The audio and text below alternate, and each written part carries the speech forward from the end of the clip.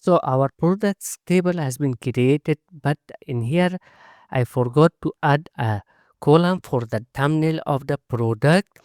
Now let's see how we can add a new column inside our existing table in Laravel.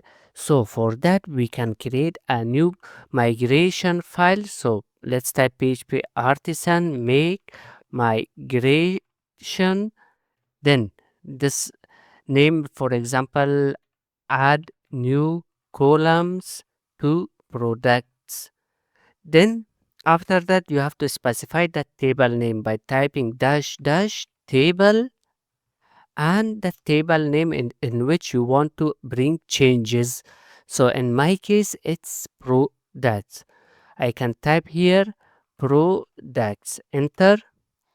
My migration has been created with the schema inside it.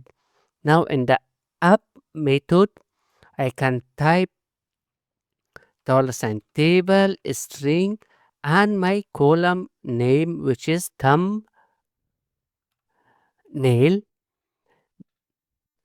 We can set it to nullable label. Now if I go in here, type PHP artisan migrate, enter, and go inside the database, refresh. Now you guys can see my thumbnail has been created and it has been added at the end of my table. But if you want to add your column into a specific position, so for example I want to create a new column and I want to that column to be after the category ID, or for example maybe after the status, you can specify the column also. So let's create a new migration file, PHP artisan make migration.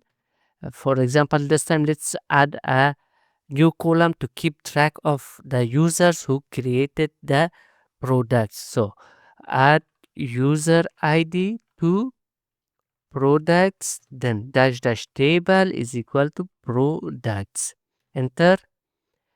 Now this migration has been created. In here we will add a user ID or who created this record. So for that the $sign table for an ID, then created by, and we say constraint to link it with the users table, users, and after that cascade on delete. So before the constraint in here you just have to specify the position of the column in which you want. So I want to add it after